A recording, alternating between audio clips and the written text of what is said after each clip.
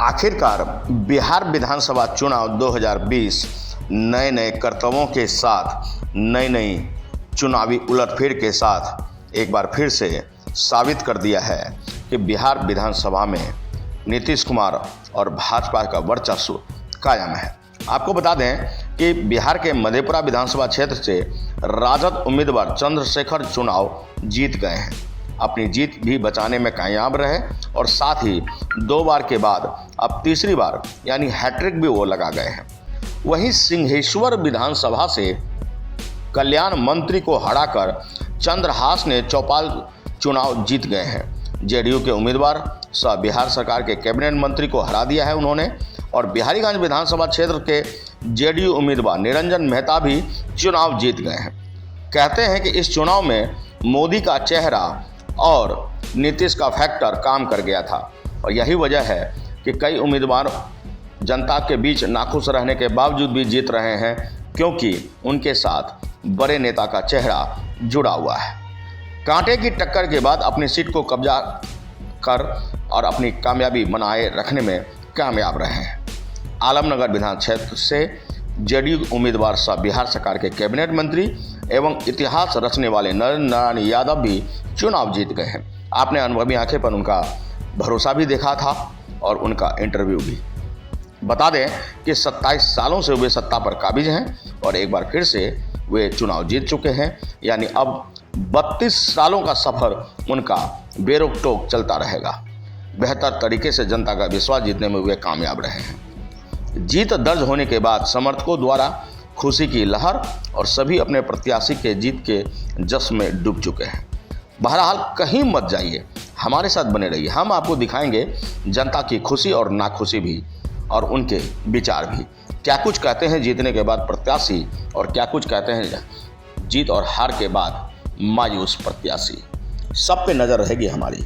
हम आपको बताएंगे पल पल का अपडेट। मधेपुरा विधानसभा से सहयोगी चंचल कुमार और संजीव कुमार के साथ पूर्णिया जिला से गौरव गुप्ता व अन्य सहयोगियों के साथ हम तमाम जिलों का खबर आपको देते रहेंगे। हमारे साथ बने रहिए और देखते रहिए अनुभवी आंखें न्यूज़, क्योंकि ये है भरोसा आपका और ये है विश्वास आपका। बिहारीगंज की महान जनतागण हमको जो पुनः मौका दिए हैं, मैं जो पहले काम किया हूँ, चाहे विकास का हो या सभी कार्यकर्ता का मान सम्मान के साथ जो हम काम किए हैं, उसको और बेहतर ढंग से जहाँ हम अपने आप में समीक्षा करेंगे, उसको अगर कहीं त्रुटि होगी तो सुधार करके बेहतर विकास, जो बकाया विकास है उसको भी पूरा करेंगे और हर एक के मान सम्मान को और बेहतर उसका हम सेवा करेंगे। क्या प्राथमिकता होगी सर? सर इस बार क्या प्राथमिकता होगी? जनता ने फिर एक बार आप पर विश्वास किया। प्राथमिकता होगी, हम पहली बार भी विकास कार्य पर ध्यान दिए हैं। बहुत ग्राम पंचायत है जहाँ से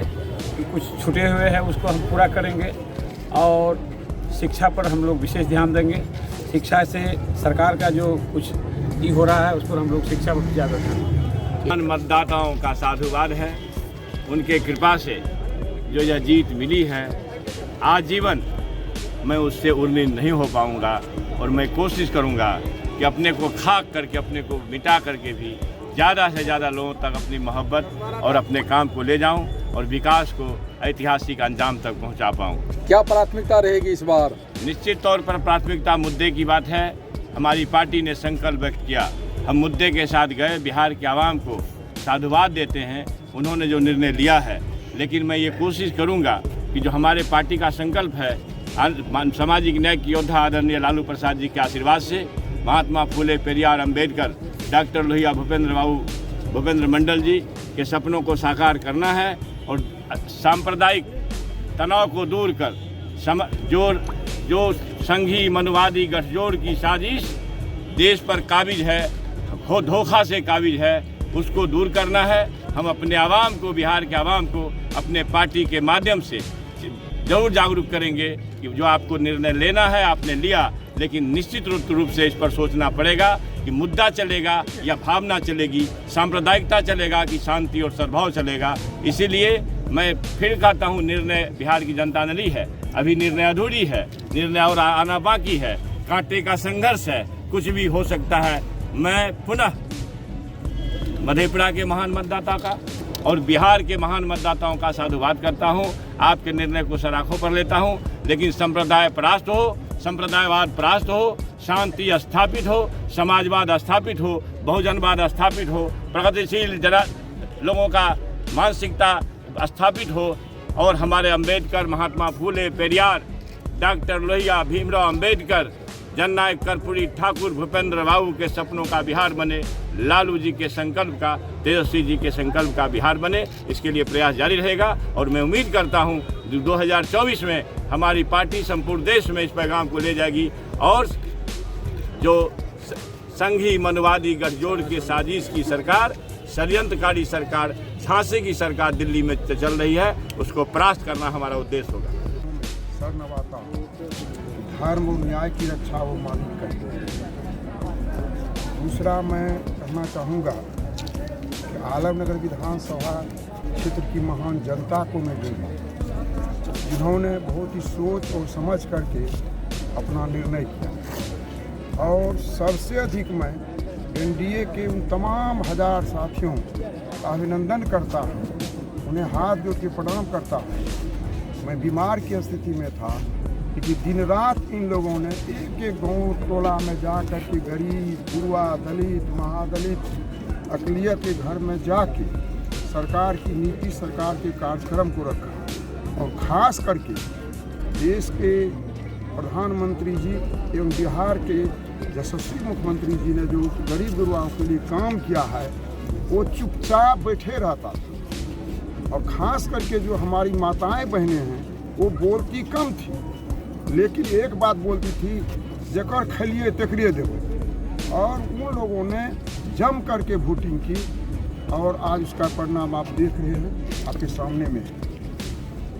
तो क्या लगता है सर, बड़ी मजबूती से इस बार, आप तो वैसे ही पहले से ही आ ही रहे हैं, क्या लगता है कैसे? पत्रकार जी,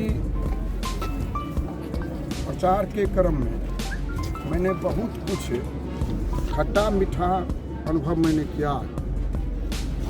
मैं प्रयास करूंगा जो रुके हुए विकास के कार्य हैं उसको सरजमीन पर उतारेंगे और जो बाढ़ की समस्या बनी हुई रहती है हमारे इलाके में, उसका कैसे अस्थायी निदान हो, इस पर मेरी प्राथमिकता होगी आके। और जो टूटी हुई सड़कें हैं, जिसका टेंडर हो गया है, एग्रीमेंट हो गया है, जल्द से जल्द उस पर काम प्रारंभ हो, ये मैं प्रयास करूंगा, ये मेरी प्राथमिकता होगी। सर, जनता ने आप पर विश्वास किया है, 15 साल से जनादेश था किसी का, और उस बीच आप वहाँ पे बाजी मार गए, क्या कुछ करे, पहला काम क्या करेगी जनता के? मैं जनता के विश्वास पर खरा उतरूंगा और रात दिन वर्शिप की भावना से काम करूंगा। जब तक हाउस चलेगा तब तक पटना में रहूँगा, उसके बाद हमेशा मैं जनता के बीच बारी बारी से जाने का काम करूँगा।